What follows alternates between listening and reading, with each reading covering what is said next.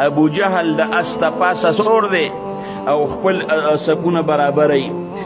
حضرت عبدالرحمن ابن عوف رضی الله عنه وی زمانه ګس طرف ته یو هلک ولاړ دی او ښي طرف ته برانه یو هلک ولاړ دی، یو معاذ یو معوذ. دا ماشومان نو، دا بالغانو، ځکه جنګ له به نابالغه نه دي، دا بالغانو. عبدالرحمن ابن عوف وی ما پړه کې وی چې یاره د دوی نه هم لږ مشران کسان را نښي او ګس طرف ته وی نو سړی په ملګرو مضبوطو نو ډېره به ښه وه. وی په دې کې راته د یو داسې غوږ کې سر راښکته که چې کاکاجي ته ابوجهل پیژنې؟ وی ما ورته یو چې ته پې څه کې؟ وی راته وی چې ما اورېدلي چې دی زموږ پیغمبر پسې ډېر بد یې ردی وایي. نن که دی مولیده نو زما وجود به د ده د وجود نه هله جدا کېږي چې یا زه مړ کړم یا ما مړ کړي. وی ما وی ځکه خیر انشاءالله ملګری هم بهادر دی. وی یا بل را باندې نوکاره ولګولې چې غوږ مې ورنږدې که. وی ما ته وی چې کاکاجي یو خبره درته کوم خو دا ورور مې در باندې خبر نشي ګورئ. وی ما ورته چې څه وی؟ وی راته وی چې تا ابوجهل پیژنې؟ وی ما ورته وی چې او. وی ما ورته چې ستا ورسره څه کار دی؟ وی راته وی چې زموږ پیغمبر پسې دی کنځل کوي. نن زما سوری او د ده سوری او زما وجود او د وجود به هله د یو بل نه جدا کېږي چې یا زه دی مړ کړم یا ما مړ کړي. داسې غیرت پر رسول الله مبارک الله دې موږ او تاسو کې پیدا کړي. وی په دې کې چې ابوجهل سپونه برابرولو اشاره مې ورته وکړه چې دقه دی. وی بد دا دواړه پې داسې ورغوټه شو لکه د باس په شان.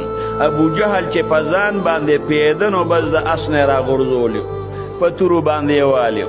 د دواړو جهانو سردار مبارک لرالل، د الله رسوله د الله دشمن ابوجهل هم وجلی دی.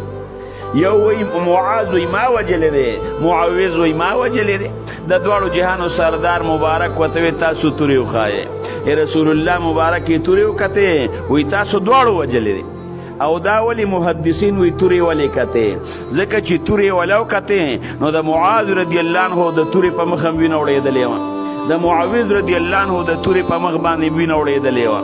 او دا قاعده ده چې یو سړی مړی او ته پې په توره ګزار وکړې نو وینه کې جوش نی نو هغه په توره په چاړه نه وړي، او د جمدي په وینه کې جوش وي نو چې پې ګزار وکړې نو د تورې په مخه وړي. نو د دواړو د تورو په مخ باندې وینه وړېدلې وه. رسول الله مبارک وی تاسو دواړو وجلی دی. اخوا د ابوجهل زوی هغه په دې یو ورور باندې د دې معاذ او معوذ دا د عفرا زامنو په دې یو کس باندې ګزار وکړ نو دې ځای کې په دې لاس باندې ولګېد نو دا لاس یې ځوړندو. په ټوله ورځ یې سره د دې لاس جنګ کړی دی، خو چې هغه لاس یې داسې شاته اچولې وړقېده به اخره کې لاس باندې خپې پې کېښوده او یو چک یې ورله ورکړه، هغه سرمن هم کټ شوه. او په دې حال کې جنګ کړی دی. دې په دې جنګ کې بیا نه دی شهید شوی. او هغه بل ورور یې بیا چې ابوجهل دواړو وجلی دی نو هغه په هغې جنګ کې بیا هغه شهید شوی دی. دا د عفرا زامنو. عفرا ډېره بختوره وه. په دې جنګ بدر کې د دې 7 زامن جنګېدلي دي. 7 زامن یې 7 واړه په دې جنګ بدر کې جنګېدلي.